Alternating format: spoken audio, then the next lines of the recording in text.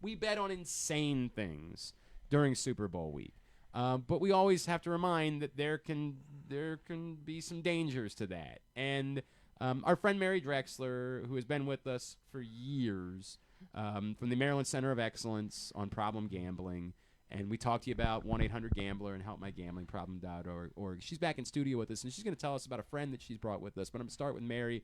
Mary, this is a week that sometimes is the reason why people get hooked. This is literally the Super Bowl of sports betting. Yeah, well, they're saying, or at least if you read some of the press, that they expect about 250 million people to be viewing the Super Bowl. Mm-hmm. And that's not including those 83,000 sitting in the seats down in Louisiana. So a lot of opportunity, a lot of chance, especially with mobile online betting, where you can be betting on almost anything or every play during the course of the game. And what we've seen since 2020, 22, 23, that each year the amount of money spent increases, the amount of people who are betting increases. So it's a concern that people understand that it could be a problem. And we often don't hear back from them right away.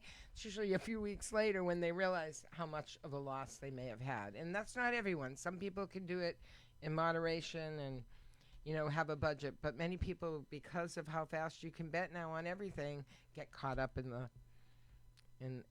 that high of betting. Mary, every time we've talked, what I've always appreciated, and I say this every time we have a conversation, is you're not here to say don't bet on sports. You're not here to say don't bet on the Super Bowl. You're here because some people are struggling with it a great deal, and it's going to impact and ruin potentially their life.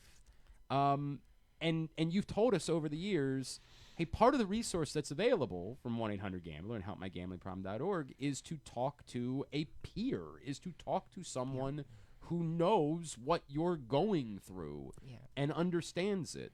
And you brought a friend with you this morning. I have. Can you tell us about your friend? Yeah, Will has been with the center as a certified peer recovery specialist for several years. He actually is the supervisor of our other peers at the center, and he has lived experience. He deals a lot and talks a lot with individuals who have gotten caught up in their gambling activity and the impact it has on them and or family or coworkers or whatever. But he's a great resource, and he's available, along with our other 4 peers, anytime if they call the helpline. And sometimes directly he meets people in the community, and he's able to get them to call him directly. So great asset. Will, first of all, good morning. Thank you for being here. Hey, thanks for having me. Can you share with everyone your story, your background, and how you got caught up in sports gambling and kind of where it went from there? Yeah, so I started sports gambling when I was about 19, 20 years old. I was going to the University of Maryland. Back then you didn't have the access to gambling like you did. You didn't have all the prop plays and this, that, the other. I had a bookie. I had to call my plays in. I think the only time I really remember prop plays being available was Super Bowl. Every year my bookie would do Super Bowl prop plays, and I generally have 30 to 50 plays during the game. I remember I always took tails every year. Like you said, the national anthem, I think I always took the over. So you'd be up or down money before the game even started, But back in the day, you put your bets in, you got to wait till the game is over. Now I think people are betting throughout the game, which could really lead to a lot more emotional gambling. So it took me 22, probably 23 years to finally hit my bottom from gambling. And I really believe that is – you didn't have the access to gambling like you do now. And it was eventually casino gambling, which took me down. It actually wasn't sports gambling. I would gamble in any form. But the bottom line is whatever your form of gambling is, it only takes crossing that invisible line one time. Gambling money you can't afford to lose, and you start chasing those losses, it can get ugly. Do you remember when it turned for you? When it went from because this is what we always talk about. Sports betting can be fun. It can be just an added part of watching. If you are capable of just, hey, I'm gonna put a couple bucks down on the color of the Gatorade, and too bad. Like if you have that, and it's okay. But it's something that I always ask Mary, like when is the moment? Like when does it go from this is fun, I'm having fun, to oh my God, I have a problem. Do you remember what the moment was for you? Yes. So I had a problem for years that I didn't recognize, meaning that the preoccupation destroyed relationships, 2 marriages, took time away from my children. But financially, I was able to afford my gambling. I didn't gamble over my head or money I couldn't afford to lose. Of course, I lost more money than I planned on several occasions, and I gambled longer than I planned to gamble on several occasions. But I had a limit there that I wasn't going to cross to destroy my life. And what happened was in 2013, I found myself at high risk. And we really encourage people not to gamble if they may be at high risk. I was struggling with alcoholism. I was separated with my wife. So I was suffering from, loneliness, grief, loss. I turned to the casino as an escape from my problems. And I always say the worst thing that happened to someone that could be at risk for really slipping into a serious gambling disorder is I won. I won my first 2 weeks, gambling more money than I'd ever gambled in my life. And that led me to a very, very bad place. It only takes that one bad run. Everybody knows gambling's a game of runs. We're going to go on our hot streaks. Right. But what happens when that hot streak goes cold? Do you have the ability to stop? You start chasing those losses, and it can get ugly really, really quick. And I crossed that invisible line that I would have never imagined crossing, years previous to that. Will, can you remind me what your last name is? Oh, Hennman. Hennman. Will Hennman, Mary Drexler are here with us in studio. And Mary and I talk about chasing. Like that, that to me, chasing seems like the term where you have to start like recognizing what's going on. Yes. And I've been fortunate. Like I've had moments where I was like, oh my God, I got to stop. Like I have to stop. But it's not easy for everyone. It's not, particularly if you have an addictive personality, it's not an easy thing to do. Will, what did it take for you? How did it get? You say you had a problem for years. What was it? What led you to the place where you said, I have to recognize this and get help? Well, for me, it was a divine intervention because I got forced to get help. Unfortunately, I never thought about calling the 1-800-GAMBLER number and actually seeking help or seeking a support group meeting or counseling because I crossed that invisible line.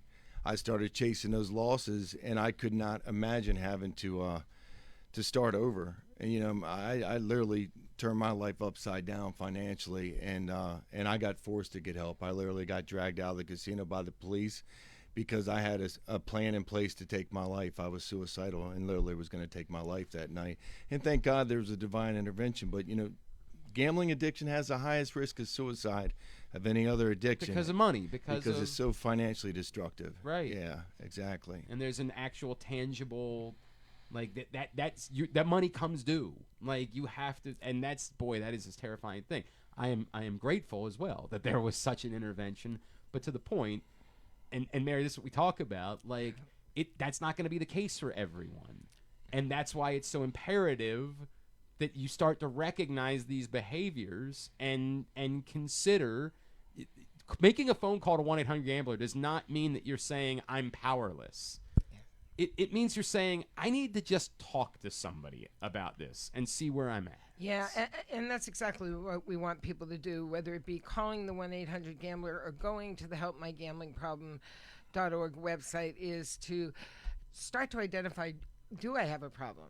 Am I getting close to crossing a line where, I need the support?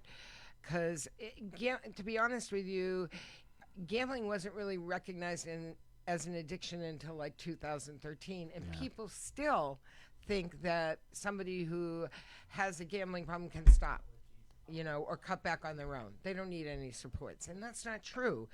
It's like, if you're using a substance, you can see it, you can see what the results are. With a gambler, it's so hidden. You can hide. Gamblers tend to lie about it. They hide things. So we just want people to know there is help and there is hope out there for individuals. And it's not just the financial devastation that can lead to potentially suicide attempt. It's the relationships that break up, possibly the loss of a job because all you're doing is thinking about gambling. So there's so many factors, and we just want people to know if you're going to choose to gamble, keep it safe. Mm-hmm. Utilize some tips for keeping it safe, whether it's to get up every once in a while and walk away from the machine, or get off the couch and put your phone down, or whatever it is during the course of whatever you're betting on is, again, you mentioned we're not for or against legalized gambling, but we don't want to add more pain to somebody out there who may be choosing to gamble. Will, if I could ask, what would this look like? Somebody calls, they're put in touch with you. What does it look like? Like, because I feel like there's a stigma that people would feel, and like I don't want to be preached to. I don't want to. I'll make a low level comparison.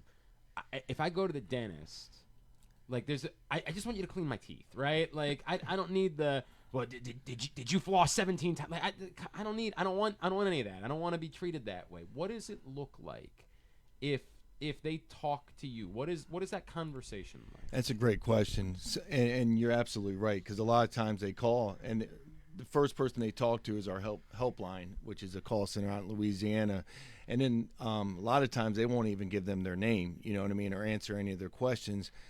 So they ask them, do you want to speak to someone with lived experience, someone that's been there, and then they warm transfer them to one of us.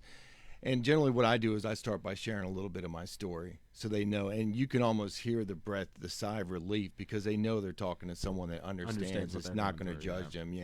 And then usually it'll all come out. And a lot of times they will talk to our helpline specialists too, because they're incredible at talking to people as well. But sometimes it does take talking to that person with lived experience before you're willing to let your guard down and really have the conversation. I'll follow up with, there would be someone who would probably say, yeah, but you can't solve my problems. Like you can't fix that I'm down.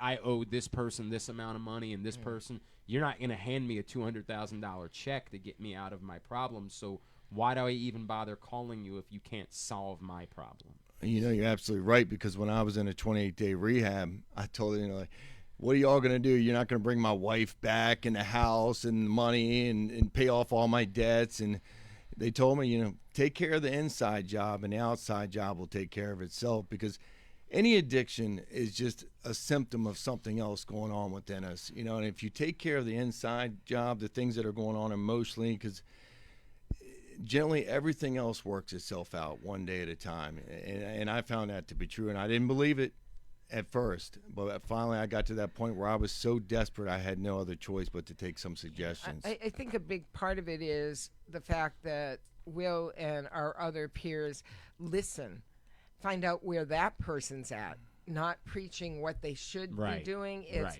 these are some options. Okay, you're in deep financial. Well, maybe we can connect you with credit counseling, or maybe if you've just been thrown out of the house, you need housing. So there are things we can do to help them through the process, but I think the main thing is listening. Nobody wants to hear their full story. They just keep telling them what to do. And if you don't build that relationship, you're not going to get anywhere. That's really well said. And if I could say, too, there are a number of resources that will help them with their financial situation. Like Mary just said, there's consumer credit counseling.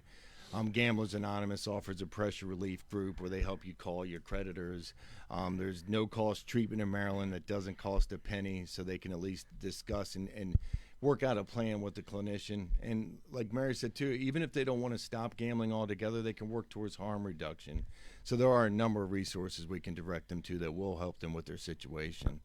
1-800-GAMBLER, helpmygamblingproblem.org. These are the resources that we need to know. Anything else that people need to know today, Mary? No, just, remember when you're making that choice to gamble, to try and keep it safe and keep it enjoyable. And if you're getting really anxious, or, that anxiety is building, then something may be wrong. Yeah, no question about it. Will, first of all, thank you for sharing your story. Thank you. I'm sure it's still not easy, like going and reliving this, but I appreciate the direct. We talked earlier in the show about we are a society that believes in second chances, but part of that is contrition and, how do you make it right? And I think that you're a shining example of, like, how do we make this right? And I appreciate that and the work that you're doing to help truly save people's lives. Thank you so much. I appreciate it. Thank you for having us again. It's always great to see you. Mary Drexler, Will Hennman, thank you so much for joining us. Thank you. I really appreciate it.